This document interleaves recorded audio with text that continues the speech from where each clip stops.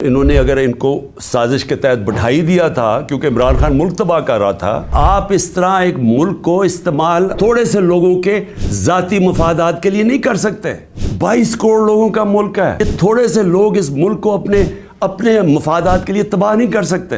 ان کو انہوں نے آ کے کوئی روڈ میپ دینا تھا کہ ہم نے ملک کو کیسے ٹھیک کرنا ہے، کیونکہ یہ تو بڑے تجربہ کار تھے۔ ہم تو جی اسحاق ڈار نے کہا میں روپے کو $200 کو نیچے لے کے آؤں گا، میں IMF کو سامنے یہ کر دوں گا، بڑی بڑھ کے ماری، میں تجربہ کار ہوں۔ آج یہ بتائیں کہ انہوں نے ملک سے کیا کیا، اور جو ان کے ہینڈلر لے کے آئے تھے ان سے ذرا پوچھیں کہ آپ نے یہ ملک سے کیا کیا ہے، کون جواب دے؟ آج جو ابھی یہ جو شروعات ہے، ابھی یہ جو $90 کے جو گرا ہے، جو روپیہ گرا ہے ڈالر کے مقابلے میں، ابھی اس کی مزید مہنگائی آنی ہے۔ جو ایک تھوڑی ٹائم کے بعد جب آپ کا روپیہ گرتا ہے تو جو باہر سے چیزیں لے کے آتے ہیں وہ ٹائم کے بعد مہنگی ہونی شروع ہوتی ہیں۔ تو نہ تو انہوں نے کوئی تیاری کی، نااہلی ان کی یہ ہے کہ انہوں نے غلط فیصلے کر کے ملک کو آج یہاں پہنچا دیا ہے کہ اس طرح کا بجٹ لانا پڑا ہے، اور کوشش کر رہے تھے کہ عارف علوی کے اوپر سارا بوجھ ڈالے۔ پارلیمنٹ میں بھی نہیں چاہتے تھے کہ ڈبیٹ ہو اس کے اوپر، اس سے کہتے تھے آرڈیننس سائن کرو تاکہ یہ بچ جائیں کہ پارلیمنٹ میں ان کے اپنے لوگ کیا یہ جو بجٹ لے کے آ رہے ہیں وہ کیا بولیں گے اس کے اوپر۔ قوم کے اوپر سارا بوجھ، خود اپنی کرپشن کے کیسز معاف، اور کوئی آگے راستہ بھی نہیں ہے، روڈ میپ بھی نہیں ہے۔ میں آخر میں یہی بات کرنا چاہتا ہوں کہ جو بھی ان کے بیکرز ہیں یہ سمجھ جائیں کہ ان کے پاس کوئی آگے کا راستہ نہیں ہے۔ یہ اگر سمجھ رہے ہیں کہ اس سے آپ IMF کے ڈالرز آ جائیں گے تو وہ یہ ایسے سمجھیں کہ یہ کینسر کا علاج ڈسپلن سے ہو رہا ہے، تھوڑی دیر کا تھوڑا سا آرام آئے گا، لیکن کینسر جب تک کاٹ کے نکالی نہ جائے یہ کینسر پھیلتی جائے گی، یہ قرضے بڑھتے جائیں گے، آمدنی سکڑتی جا رہی ہے۔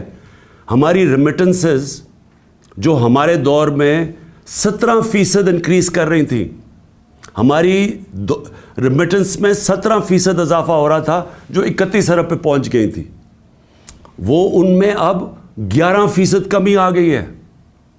تو پہلے تو اضافہ ختم ہوا اور پھر 11% کمی آ گئی ہے، یعنی جو ڈالرز آنے تھے ریمیٹنس سے وہ کم ہو گئے ہیں، ایکسپورٹس گر گئی ہیں ہماری۔ تو ہمارے پاس تو جو آمدنی ہے وہ تو سکڑتی جا رہی ہے، فیکٹریاں بند ہو رہی ہیں، بے روزگاری بڑھ رہی ہے، لیکن قرضے بڑھتے جا رہے ہیں کیونکہ یہ تو قرضے ہی لیے ہیں نا IMF سے، اور ہم یہ امید رکھ رہے ہیں کہ اور بھی ملٹی نیشنلز قرضے دیں گی، تو وہ تو قرضے ہیں۔ تو یہ حل تو نہیں ہے۔ حل کیا ہے؟ حل جو میں تب سے کہہ رہا ہوں، میں نے کوشش بھی کی، اپنی گورنمنٹ خود میں نے ڈیزالو کی اپریل میں الیکشنز کروانے کے لیے، لیکن پورا پلان بنا ہوا تھا کیونکہ فیصلہ ہو گیا تھا عمران خان بہت خطرناک ہے اس ملک کے لیے۔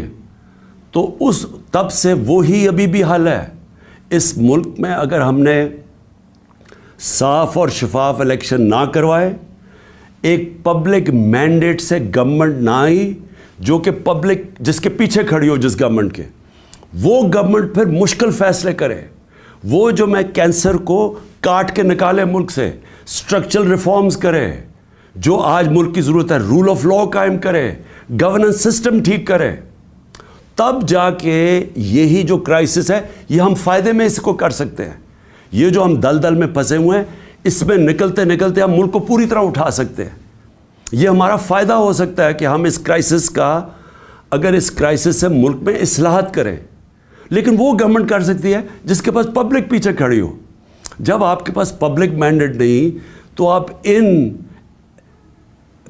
PDM کے یہ جو اوپر 60% لوگ ضمانت پہ ہیں کرپشن کیسز پہ، اور ان کا سلوشن یہ ہے، کیونکہ ان کے پاس تو حل کوئی نہیں ہے، ان کا سلوشن یہ ہے کہ عمران خان کے اوپر 60 FIR کاٹ دو، اس PTI کے لوگوں کو جیلوں میں ڈالو، ان کے اوپر تشدد کرو، ان کو خوف پھیلاؤ، ان کو ڈراؤ دھمکاؤ،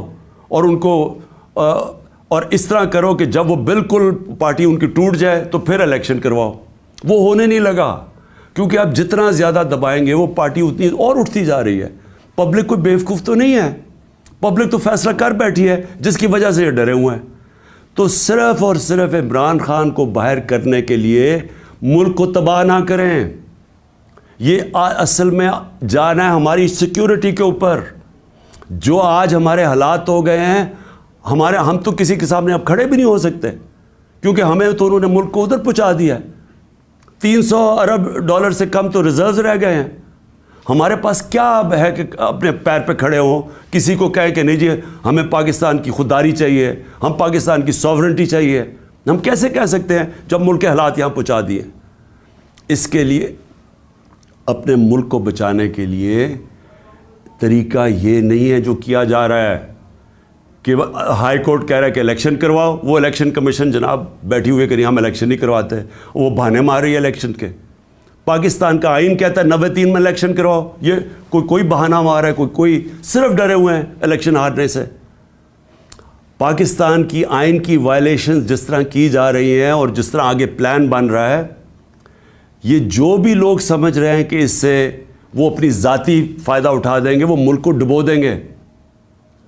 اور میں آج اس لیے یہ کہہ رہا ہوں کہ ہم بڑے آرام سے ملک کے اندر اس وقت اگر ہم چاہیں, اتنی بڑی پارٹی ہے, ہم اگر وہ مظاہرے کریں اور ملک بند کرنے کی کوشش کریں, اسٹرائکس کریں, ملک تو آگے ہی حالات برے ہیں. اس لیے ہم نے پرامن احتجاج کا فیصلہ کیا ہے کہ ہم جیل بھرو تحریک شروع کرنے والے ہیں, بتانے کے لیے کہ آپ اس طرح ایک ملک کو استعمال تھوڑے سے لوگوں کے ذاتی مفادات کے لیے نہیں کر سکتے. یہ ملک 22 کروڑ لوگوں کا ملک ہے. یہ تھوڑے سے لوگ اس ملک کو اپنے مفادات کے لیے تباہ نہیں کر سکتے. اس لیے ہم جیل بھرو تحریک کی پوری تیاری کریں, میں اناؤنس کرنے والا ہوں. اور لوگوں کو صرف خوف دور کرنے کے لیے کہ یہ سمجھتے ہیں کہ خوف پھیلا کے, جیلوں میں ڈال کے, FIRs کر کے یہ اسی طرح بیٹھے رہیں گے, اور پھر کسی نہ کسی طرح دھاندلی کر کے ایک وہ الیکشن کمیشن, بے ضمیر الیکشن کمیشن کے ذریعے ایک جانبدار الیکشن کمشنر کے لیے, یہ جو چیف الیکشن کمشنر ہے, اس کو استعمال کر کے کسی طرح پھر ان چوروں کو مسلط کر دیں گے. یہ ہونے نہیں لگا, ملک کو نقصان پہنچ رہا ہے. اور میں آخر میں اپنی ساری قوم کو کہنا چاہتا ہوں, پھر سے میں ایک بات کہنا چاہتا ہوں اور بات ختم کرتا ہوں کہ دیکھیں, وہ ہم اس موڑ پہ کھڑے ہو گئے ہیں جس کا ہم سب کو خطرہ تھا کہ ایک دن جب سے یہ امپورٹڈ حکومت آئی ہے کہ خدا نہ خواستہ ہم یہاں نہ پہنچ جائیں. ہم وہاں پہنچ گئے ہیں. ہمارے سامنے اب صرف 2 راستے ہیں. ہم چپ کر کے اب انتظار کریں کہ مزید ملک تباہی کی طرف جائے, یا ہم ایک پرامن احتجاج کی تحریک کے اندر سب شامل ہوں اور بتائیں ان کو کہ آئین اور قانون کے بغیر کوئی دنیا کا معاشرہ نہیں چل سکتا. دنیا کا معاشرے جتنے بھی ہیں وہ رول آف لاء پہ چلتے ہیں, اور رول آف لاء آئین ڈیفائن کرتا ہے, اور آئین آپ کو کہتا ہے کہ 90 دن میں الیکشن کروائی جائے. اس سے جتنا آپ پیچھے ہٹتے جائیں گے, آپ ملک کو ادھر دھکیلتے جائیں گے جدھر ملک, جس کو کہتے ہیں بنانا ریپبلک, جدھر جنگل کا قانون ہوتا ہے, ادھر ملک کو دھکیلا جا رہا ہے. ہم یہ کبھی ہونے نہیں دیں گے. اور میں نے صرف اپنے لوگوں کو بھی, سب کو تیار کیا, اپنی قوم کو, کہ ہم ایک پرامن احتجاج کے لیے تیار ہو جائیں, کیونکہ مجھے ابھی تک کوئی نیت نہیں نظر آ رہی ان کی آئین کے اوپر چلتے ہوئے 90 دن میں الیکشن کروانے کی. پاکستان زندہ باد.